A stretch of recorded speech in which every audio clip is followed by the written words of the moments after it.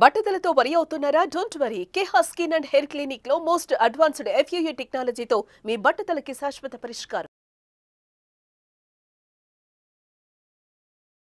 Welcome to Suman TV. నేను మీ నవీన్. ప్రస్తుతం మనతో knee and shoulder surgeon doctor Sai Chandra గారు ఉన్నారు. సార్ నమస్తే సార్. నమస్కారం అండి. సార్ చాలామంది కూడా మా మోకాళ్ళలో గుజ్జు పెరగాలంటే ఎలాంటి ఫుడ్ తీసుకోవాలి అని చెప్పేసి కమెంట్స్ పెడతా ఉన్నారు. సో నిజంగా మోకాళ్ళలో గుజ్జును పెంచే ఫుడ్ ఏమైనా ఉందా? ఉంటే మా ఆడియన్స్ కోసం. యా సో చాలామంది రెగ్యులర్గా ఇదే క్వశ్చన్ అడుగుతారండి. సార్ మోకాళ్ళకి గుజ్జు పెరగడానికి బీరకాయ తినాలా, లేకపోతే ఇంకా చాలా ఫుడ్స్ ఏవో అవి తినాలా ఇవి తినాలా అని. సార్ సైంటిఫిక్గా ఇప్పటిదాకా మేము చదువుకున్న ఈ ఆర్థోపెడిక్స్ టెక్స్ట్ బుక్స్లో అయితే స్పెషల్గా ఈ ఫుడ్ తినండి ఈ ఫుడ్ తినద్దు అనేది లేదండి. ఓకే ఓకే చెప్పేది ఏంటంటే హెల్దీ బ్యాలెన్స్డ్ డైట్ తీసుకోవాలి. మనకి వయసు వచ్చే కొద్దీ మోకాలు అరగడం అనేది సర్వసాధారణం అండి. నరేంద్ర మోడీ గారికైనా, కేసీఆర్ గారికైనా, ఎవరికైనా, చంద్రబాబు నాయుడు గారికైనా, ఎవరికైనా ఒక ఏజ్ వస్తుంది, 60 ఏళ్ళు 70 ఏళ్ళు 80 ఏళ్ళు వస్తున్నాయంటే ఆ మోకాలనే అరుగుతూ ఉంటాయండి. వ్యక్తికి మారుతుండొచ్చు. ఇప్పుడు మనకి ఏజ్ వచ్చే కొద్ది స్కిన్ ముడతలు పడుతుంది కదా సార్. అవును సార్, మొహం ముడతలు పడుతుంది కదా. అట్లనే ఇది కూడా ఖచ్చితంగా మోకాలు అనేది అరగడం అనేది గ్యారంటీ. ఎందుకంటే మనం చిన్నప్పటి నుంచి కొన్ని వందల కిలోమీటర్లు నడిచి ఉంటాం. మన మనిషి అనేవాడు ఒక చోట కూర్చోడు, నడుస్తూనే ఉంటాడు. చిన్నప్పుడు ఆడుకుంటూ ఉంటాము, వర్క్ మీద అటు తిరుగుతూనే ఉంటాం కొన్ని హండ్రెడ్స్ ఆఫ్ మైల్స్. అరగడం అనేది కామన్ అండి. ఇప్పుడు పొలం పనులు చేసుకునే వాళ్ళు ఉన్నారు, వాళ్ళకి ఇంకొంచెం ఎక్కువ అరగచ్చు. ఎందుకంటే వాళ్ళు చాలా వర్క్ చేస్తారు. సాఫ్ట్వేర్ ఇంజనీర్లతో పోలిస్తే, లేదా డెస్క్ జాబ్ చేసే వాళ్ళతో పోలిస్తే పొలం పనులు చేసే వాళ్ళు చాలా ఎక్కువ కష్టపడతారు. అట్లాగే చాలా మంది బియ్యం బస్తాలు మూటలు మోసి బస్తాలు వేసుకొని వీపు మీద కిలోమీటర్ నడుస్తుంటారు. అట్లాంటి వాళ్ళకి కూడా మోకాళ్ళు అనేవి చాలా అరుగుతాయి. సో పర్సన్ కి మారుతుంది అరగడం, పర్సన్ కి మారచ్చు.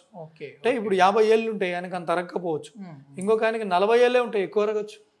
ఒక ఆయనకి 70 ఏళ్ళు ఉంటాయి, అంత అరగకపోవచ్చు. ఇంకొక ఆయనకి 50 ఏళ్ళే ఉంటాయి, ఎక్కువ అరగచ్చు. అట్లా.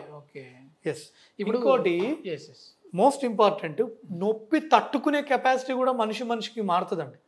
ఒక ఇంట్లో నలుగురు ఉన్నారంటే నలుగురికి 4 రకాలు. ఇప్పుడు కొంతమంది సెన్సిటివ్గా ఉంటారు, వాళ్ళకి కొంచెం నొప్పి కూడా కొంచెం కట్ అయితే కూడా ఇక ఏడ్ చేస్తారు, లేదా వాళ్ళు ఎమోషనల్గా చాలా డిస్టర్బ్ అవుతారు, లేదా వాళ్ళు చాలా ఫీల్ అవుతారు. సో ఒకటి ఇప్పుడు అర్బన్ పాపులేషను లేదా మెత్తగా సాఫ్ట్గా పెరిగిన వాళ్ళకి ఏంటంటే కొంచెం నొప్పి కూడా చాలా నొప్పిలా ఫీల్ అవుతారు. ఓకే.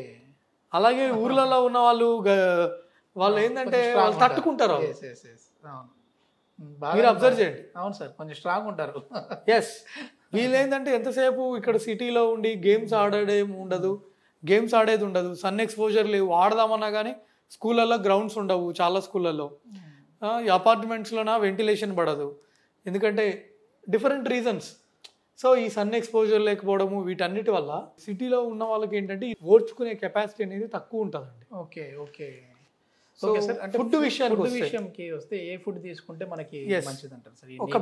అదే సార్, నేను చెప్పేది ఏంటంటే ఫుడ్ విషయానికి ఒక హెల్దీ బ్యాలెన్స్డ్ డైట్ తీసుకోవాలి. Okay okay. అంటే ప్రోటీన్స్ ఉండాలి, కార్బోహైడ్రేట్స్ ఉండాలి, ఫ్యాట్స్ ఉండాలి. చాలా మంది మిస్ చేసేది ఏంటంటే న్యూట్రియంట్స్, వైటమిన్స్, మినరల్స్. 50 ఏళ్ళ మనిషి లేదా ఒక 40 ఇయర్స్ ఏజ్ ఉన్న వ్యక్తి ఎంత కాల్షియం తీసుకోవాలి? రోజుకి 1 గ్రామ్ కాల్షియం తీసుకోవాలి. ఓకే. సో మనం నిజంగా 1 గ్రామ్ కాల్షియం తీసుకుంటున్నామా లేదా? మన ఫుడ్ అనేది అలా మాడిఫై చేసుకోవాలంటే ఓన్లీ రైస్ ఒక్కటి తినడం కాదండి, పాలు, ఆకుకూరలు, ఎగ్ వైట్స్, రాగి జావా అన్నీ ఒక హెల్తీ బ్యాలెన్స్డ్ డైట్ తీసుకోవాలి అల్టిమేట్గా. అదే సార్, ఏంటంటే proteins, carbohydrates, fats, minerals, nutrients, vitamins. Proteins, carbohydrates, fats, minerals, vitamins, nutrients, micro nutrients అన్నీ ఉండాలి. ఓకే. ఒక హెల్దీ బ్యాలెన్స్డ్ డైట్. సార్ ఇప్పుడు నీ సర్జరీ అయిన వాళ్ళు ఉంటారు సార్, వాళ్ళు వచ్చేసేసి అన్నం తినొచ్చు, ఓకే, అన్నంతో పాటు పప్పు తినచ్చా? లేదు అంటే పప్పు తింటే సీమ్ పోస్తుంది, సెప్టిక్ అవుతుంది అని చెప్పేసి కొన్ని అంటూ ఉంటారు. సో మీరు ఎట్లాగూ నీ అండ్ షోల్డర్ సర్జను, సో మీరు చెప్పండి సార్ ఈ డౌట్లకి కొంచెం. అది నిజంగా అపోహన లేకుంటే నిజంగా అది తినకూడదా పప్పు పదార్థాలు? సర్జరీ అయిన తర్వాత అన్నం పప్పు తినొచ్చండి, ఏ ఇబ్బంది లేదు. చాలా మంది మంచి క్వశ్చన్ అడిగారు మీరు. చాలా మందికి ఉండే కామన్ డౌట్ ఏంటంటే వాళ్ళు అసలు అన్నం పప్పు తినరండి, తినబెట్టరు. ఎందుకంటే అది తింటే చీమ్ పడుతుంది అని అనుకుంటారు. సో హ్యాపీగా అన్నం పప్పు తినొచ్చు. ఇన్ఫ్యాక్ట్ చెప్పాలంటే పప్పు అనేది ఏంటంటే ప్రోటీన్ ఫుడ్. అవును సార్, అవును. ప్యూర్ వెజిటేరియన్స్కి ఎవరైతే ప్యూర్ వెజ్ తింటారో వాళ్ళకి ప్రోటీన్ ఒక్కటే పప్పు, పాలక్కు, పన్నీరు, టోఫు ఇవే కదా. సో వాళ్ళు పప్పు తినొచ్చు. Okay okay. అయితే ఈ సీమ్ పట్టడం లాంటివి అవి ఏమి ఉండదు. ఏం లేదు, పప్పు తినొచ్చు, హ్యాపీ తినొచ్చు. ఓకే సరే. ఇంకోటి మనం ఎట్లాగూ ఈ మోకాళ్ళ గుజ్జు గురించి మనం మాట్లాడుతూ ఉన్నాం కాబట్టి ఇంజెక్షన్ గురించి కూడా దీంట్లో ఒక చిన్న పాయింట్ మాట్లాడదాం అండి. మోకాళ్ళలో ఈ గుజ్జును పెంచే ఇంజెక్షన్స్ ఉన్నాయా? అవి ఉంటే దీర్ఘకాలికంగా పనికి వస్తుందా లేదంటే టెంపరవరీ మాత్రమే? అదే అండి, మోకాళ్ళలో గుజ్జు ఇంజెక్షన్స్ కూడా ఉన్నాయండి, మనకు అవైలబుల్గా అయితే ఉన్నాయి. ఇదేంటంటే లిటరల్గా లైక్ మొత్తం మోకాలంతా అరిగిపోయిన వాళ్ళకి ఇస్తే అంతగా రిజల్ట్ ఉండకపోవచ్చు. ఓకే. దాని ముందు స్టేజెస్ వాళ్ళకి ఇస్తే కొంచెం రిజల్ట్ బాగానే ఉంటుందండి. సో ఆర్టిఫిషియల్గా డెవలప్ చేసిన ఇంజెక్షన్, దీన్ని విస్కో సప్లిమెంట్స్ అంటారు.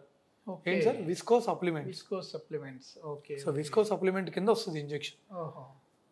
వాళ్ళకి పెయిన్ రిలీఫ్ బాగానే ఉంటుంది. Okay sir. ఇప్పుడు బోన్ సూప్ తాగడం వల్ల చాలామంది సర్జరీ అయిన తర్వాత బోన్ సూప్ తాగండి అని అంటూ ఉంటారు. అది బోన్ సూప్ తాగడం వల్ల మన బోన్ స్ట్రెంత్ పెరుగుతుందా నిజంగానే? సార్ ఒక విషయం సార్, ఇప్పుడు ప్యూర్ వెజ్ తినే వాళ్ళకి ఫ్రాక్చర్లు అయినాయి అనుకోండి, వాళ్ళకి అతుక్కోవట్లేదా? అతుక్కుంటున్నాయి సార్, అతుక్కుంటుంది. కొన్ని లక్షల మంది ఉంటారు, కొన్ని కోట్ల మంది ఉంటారు ప్రపంచంలో ప్యూర్ వెజ్ తినేవాళ్ళు. వాళ్ళకి ఇక చెయ్యో కాలో ఇరిగితే అతుక్కోదా? అతుక్కుంటుంది. కేవలం బోన్ సూప్ తింటే బాగా అతుక్కుంటుంది, బోన్ సూప్ తీసుకోకపోతే అతుక్కోదని సైంటిఫిక్ డేటా అయితే నాకు తెలిసి లేదు సార్. ఓకేనా? సో మళ్ళీ నా పాయింట్ ఏంటంటే ఒక హెల్దీ బ్యాలెన్స్డ్ డైట్ తీసుకోవాలి. Proteins, carbohydrates, vitamins, fats, minerals, nutrients ఇవన్నీ ఉండేలా చూసుకోవాలి. ఇంకో విషయం చెప్తున్నా, మీకు బోన్ అతుక్కుంటుందా లేదా అనేది దేని మీద ఆధారపడి ఉంటుంది అంటే సార్ కొన్ని ఫ్యాక్టర్స్ ఉన్నాయి సార్.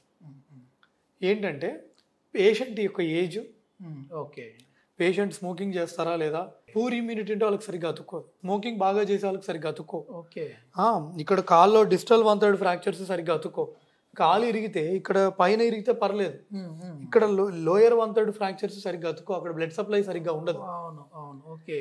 సో ఇవన్నీ ఉంటాయి అనమాట. ఆ పేషెంట్ ఆల్రెడీ మందుల మీద ఉన్నాడా, ఆ పేషెంట్కి ఏమన్నా పెద్ద క్రానిక్ డిసీజెస్ ఏమైనా ఉన్నాయా, ఓవరాల్ ఇమ్యూనిటీ ఎలా ఉంది, సో వీటన్నిటి మీద ఆధారపడి ఉంటుంది. చాలా మంచి ఇన్ఫర్మేషన్ సార్. థ్యాంక్ యూ అండి. Thank you.